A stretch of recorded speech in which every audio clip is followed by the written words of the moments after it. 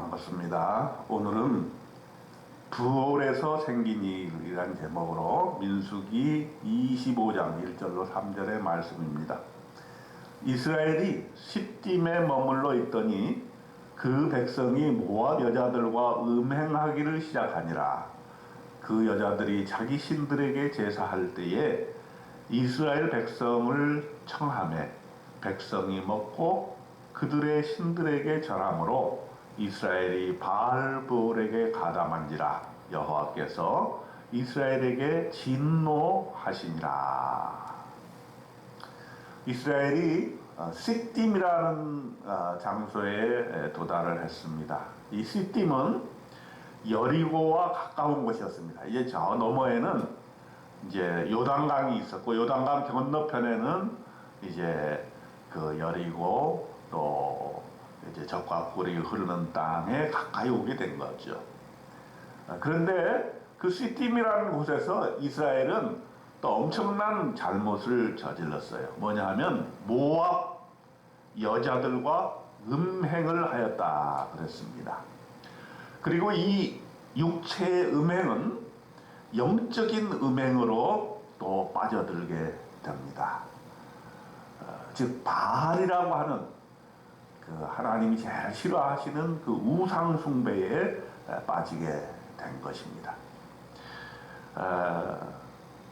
민수기 25장 3절에 보면은 이스라엘이 바알브올에게 했습니다. 브올이라는 것은 그 지역 이름이죠. 브올에 있는 바알 신에게 가담하였다 그랬어요. 그래서 여호와께서 이스라엘에게 진노하셨다 그랬습니다. 이 브올에서 바알 신을 섬기게 되니까 하나님이 우상 숭배를 제일 싫어하시는데 징계하지 아니할 수가 없었지요.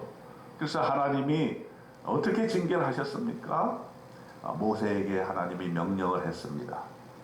25장 4절에 보면은 백성의 수령을 잡아 태양을 향하여 여호와 앞에 목을 메어 달라. 그리하면 여호와의 진노가 이스라엘에게서 떠나리라. 우상 숭배를 하게 되면 이렇게 죽임을 면할 수가 없다는 것이죠. 태양을 향해서 여호와 앞에 목을 메어 달라. 아주 준엄한 심판을 하게 되었던 것입니다. 여호와의 명령대로 모세가 바알브올에 가담한 사람을 다 죽입니다.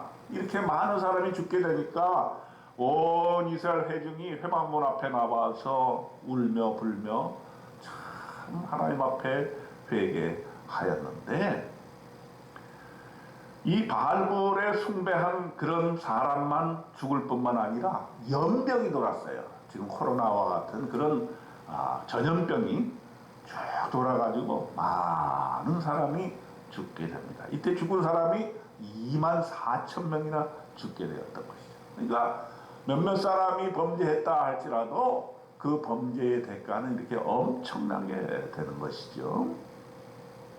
자, 이렇게 상황이 어려운 상황 속에서 또 하나의 사건이 일어납니다. 즉 고스비 사건이라고 하는 것인데, 이스라엘 남자 한 사람이 이름이 시므리였어요. 이 시므리가 이방 여인 고스비를 데리고 막사에 들어갑니다. 이건 뭡니까? 음행을 저지르려고 하는 것이죠. 여기에 비느하스가 이 문제를 해결했다 이렇게 됩니다. 비느하스는 누굽니까? 아론의 손자였어요. 네. 비느하스가 이 두 사람을 따라 들어가서 창으로 그 이스라엘 남자와 미디안 여인의 배를 꿰뚫었다 이렇게 성경은 얘기하고 있습니다.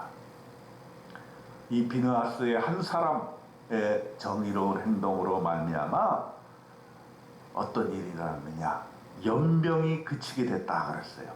연병이 이스라엘에게서 완전히 떠나가게 된 것이죠.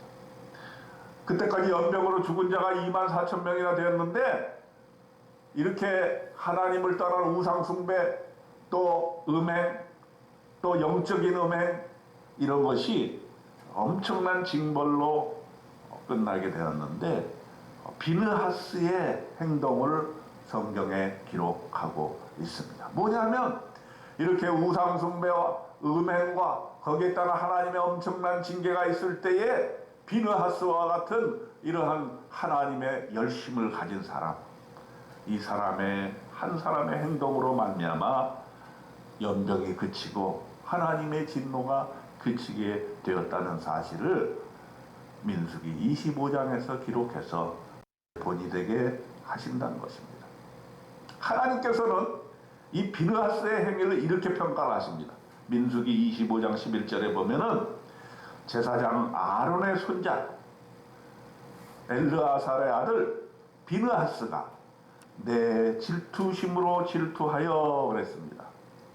내 질투심이라는 건 하나님의 질투심입니다. 여기서 질투라고 하는 것은 열심이죠, 열심. 하나님의 열심으로 이스라엘 자손 중에서 내 노를 돌이켜 내 질투심으로 그들을 소멸하지 않게 하였도다. 이렇게 하나님께서는 비느하스 한 사람의 열심, 질투, 하나님의 질투 이렇게 해석을 하는 것이죠. 그것으로 말미암아 모든 징계를 그치게 하였다라고 하는 것이죠.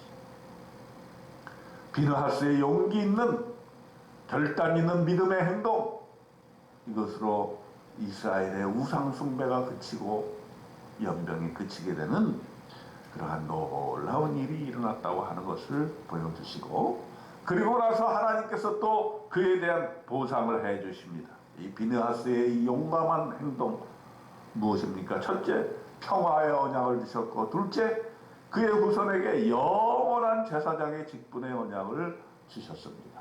민수기 25장 12절에 보게 될 것 같으면, 그러므로 말하라. 내가 그들에게 내 평화의 언약을 주리니 그와 그의 후손에게 영원한 제사장의 직분의 언약이라. 그가 그의 하나님을 위하여 질투하여 이스라엘 자손을 속죄하였음이니라.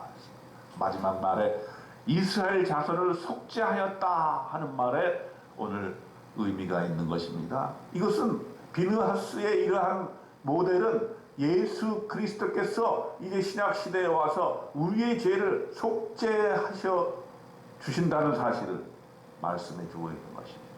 비느하스의 한 사람의 행동으로 이스라엘 백성이 속죄한 것처럼 예수 그리스도 한 사람의 구속의 행동으로 말미암아 우리가 다 하나님 앞에 구원을 받을 수 있게 되었다는 것입니다. 예수 그리스도 우리 모든 사람의 죄사함을 위해서 십자가에 죽으셨습니다. 그래서 진정한 하나님의 평화를 우리가 누리게 되었고 하나님의 자녀가 되는 이 놀라운 특권을 가지게 된 것입니다.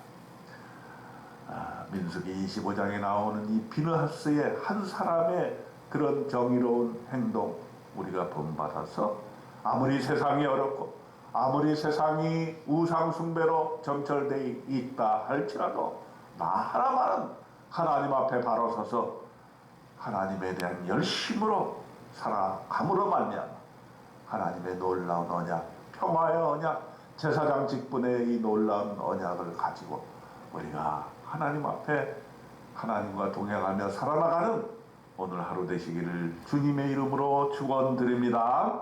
아멘.